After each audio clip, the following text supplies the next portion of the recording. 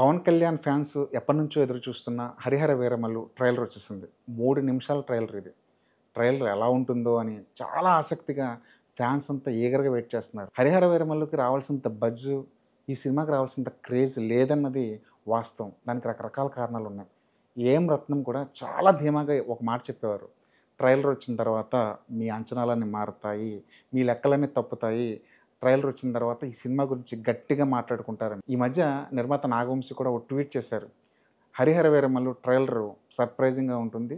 ఇది షాక్‌కి గురి చేస్తుందని. ఖచ్చితంగా ఆ షాకింగ్ ఎలిమెంటు ట్రైలర్‌లో కనిపించింది. ఫ్యాన్స్‌కేం కావాలి? ఈ సినిమాని వాళ్ళెలా చూడాలనుకుంటున్నారు? ముఖ్యంగా పవన్ కళ్యాణ్‌ని ఫ్యాన్స్ ఎలా చూడాలనుకుంటున్నారు? అనేది దృష్టిలో పెట్టుకొని ఈ ట్రైలర్‌ని కట్ చేసినట్టు అనిపిస్తుంది. సనాతన ధర్మం పవన్ కళ్యాణ్ తరచూ మాట్లాడే మాట ఇది. పవన్ కళ్యాణ్ ఎక్కడికెళ్ళినా సరే తన స్పీచుల్లో సనాతన ధర్మం గురించి తప్పకుండా మాట్లాడతారు. అలాంటి సనాతన ధర్మం గురించి ఈ సినిమాలో మేళవించారు. ఈ కథలో దాన్ని కూడా మెర్జ్ చేశారని చెప్పి చాలా కాలంగా వార్తలొచ్చాయి. ఆ వార్తలు నిజం అని చెప్పి ఈ ట్రైలర్ మరోసారి చాలా స్పష్టంగా చెప్పింది. ఈ ట్రైలర్ మొదలైందే సనాతన ధర్మానికి సంబంధించిన డైలాగులతో. పవన్ కళ్యాణ్ ఈ ట్రైలర్‌కి సంబంధించిన కొన్ని డైలాగులు రాశారని చెప్పి వార్తలొచ్చాయి. నాకు తెలిసి ఖచ్చితంగా ఈ సనాతన ధర్మానికి సంబంధించిన డైలాగు పవన్ కళ్యాణ్ కలం నుంచే బయటకొచ్చుంటుంది. ఈ ఈ ట్రైలర్‌కి సంబంధించి కొన్ని డైలాగుల్ని పవన్ కళ్యాణ్ స్వయంగా రాశారని చెప్పేసి వార్తలొచ్చాయి. అది ఎంతవరకు నిజమో కాదో తెలీదు గానీ, కొన్ని డైలాగుల్లో మాత్రం పవన్ కళ్యాణ్ మార్క్ అన్నది స్పష్టంగా కనిపిస్తుంది. ముఖ్యంగా ఇప్పటిదాకా మేకల్ని వేటాడే పులిని చూసుంటావు. ఇప్పుడు పులిల్ని వేటాడే బెబ్బుల్ని చూస్తావు అనే డైలాగు ఖచ్చితంగా పవన్ కళ్యాణ్ కలం నుంచే వచ్చుంటుంది. ఈ ట్రైలర్‌లో పొలిటికల్ పంచులు కనిపిస్తాయని చెప్పేసి జనం మాట్లాడుకున్నారు. ఫ్యాన్స్ ఎదురు చూసారు. అలాంటి పొలిటికల్ పంచ్ కూడా ఈ ట్రైలర్‌లో మనకు వినిపించింది. ముఖ్యంగా నేను రావాలని చాలామంది దేవుడికి దండం పెట్టుకుంటారు. కానీ నేను రాకూడదని మీరు చూస్తున్నారు అన్న డైలాగు ఈ ట్రైలర్‌లో వినిపించింది. బహుశా ఇది 2024 ఎలక్షన్ రిజల్ట్‌కి ముందు షూట్ చేసిన సీన్ కావచ్చు. అప్పుడైతే ఈ డైలాగు ఖచ్చితంగా కనెక్ట్ అయి ఉంటుంది. ఇప్పుడు ఆయన అధికారంలోకి వచ్చేసారు. ఆయన రావాలని ఎవరైతే కోరుకున్నారో వాళ్ళ ఆశలు, అంచనాలు, కోరికలు అన్నీ తీరిపోయాయి. కాబట్టి ఆ డైలాగ్ కాస్త ఇర్రిలెవెంట్‌గా అనిపిస్తుంది.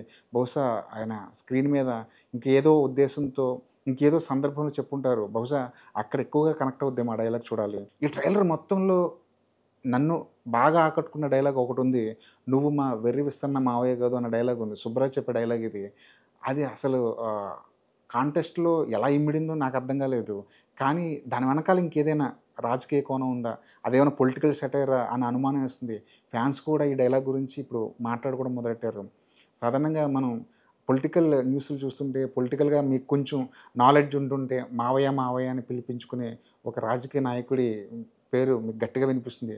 బహుశా ఆ రాజకీయ నాయకుడికి సంబంధించి మావయ్య, మావయ్య అని పిలిపించుకోవాలని తహతహలాడే ఆ మావయ్యకి సంబంధించిన డైలాగేమో ఇది.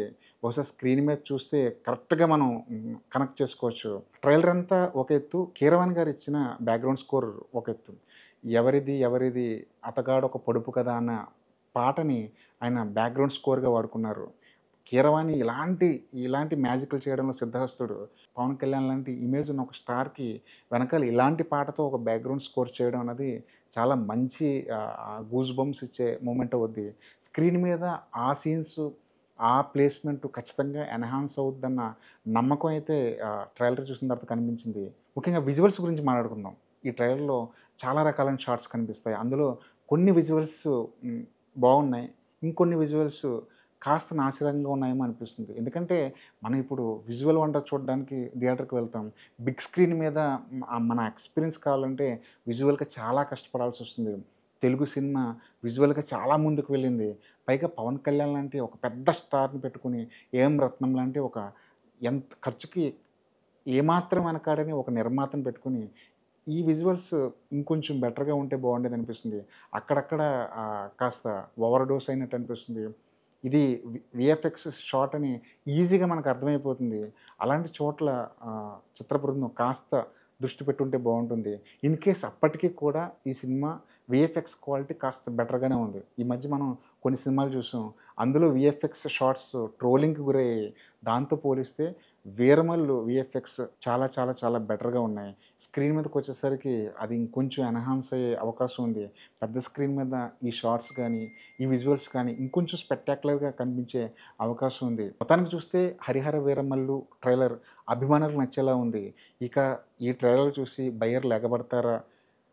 నిర్మాత చెప్పిన రేట్లకి ఈ సినిమాని కొనుక్కొని వెళ్ళిపోతారన్నది వాళ్ళ చేతుల్లో ఉంది. మొత్తానికి 'హరిహర వీరమల్లు' ట్రైలర్ అయితే ఫ్యాన్స్‌కి నచ్చేలా ఉంది. అది ఎంత నచ్చేలా ఉంది అన్నది థియేటర్‌కి రేపు వచ్చే ఓపెనింగ్స్‌ని బట్టి మనకు అర్థమవుద్ది. ఇది మార్కెట్ పరంగా ఎంత బజ్ క్రియేట్ చేస్తదనేది ఈ సినిమాని కొనే బయ్యర్లు, వాళ్ళ నిర్మాతకి, బయ్యర్‌కి మధ్య లావాదేవీలు బట్టి అర్థమవుద్ది. మొత్తానికి ఫ్యాన్స్‌కైతే ఎలాంటి కంప్లెయింట్ లేకుండా హాయిగా ఒక సినిమా చూడొచ్చు అన్న భరోసాని ట్రైలర్ ఇచ్చింది. ట్రైలర్ యొక్క ముఖ్య ఉద్దేశ్యం అదే. సినిమాకి ఆడియన్స్‌ని రప్పించడమే ట్రైలర్ యొక్క ముఖ్య ఉద్దేశ్యం. అందుకే ట్రైలర్‌ని కట్ చేస్తారు. 'హరిహర వీరమల్లు' ఈ ట్రైలర్ అనేది సినిమాకి ఆడియన్స్‌ని రప్పించడానికి ఖచ్చితంగా ఉపయోగపడుతుంది. నేనేదో ఒక 'హరిహర వీరమల్లు' ఎలాంటి కథ, పవన్ కళ్యాణ్ ఎలా ఉంటారు, పవన్ కళ్యాణ్ క్యారెక్టర్ ఏంటి, పవన్ కళ్యాణ్‌కి విలన్‌కి మధ్య 'ఔరంగజేబ్' అనే క్యారెక్టర్‌కి మధ్య జరిగే ఆ డ్రామా, ఆ వార్ ఏంటి అన్నది చూడ్డానికి ఆసక్తిని కలిగించేలాగా ఈ ట్రైలర్ కట్ చేశారు. మొత్తానికి ఫ్యాన్స్‌కైతే ఈ ట్రైలర్ నచ్చుతుంది. మరి మీ అభిప్రాయం ఏంటి? 'హరిహర వీరమల్లు' ట్రైలర్ ఎలా ఉంది? మీ కామెంట్‌ని కామెంట్ బాక్స్‌లో మెన్షన్ చేయండి.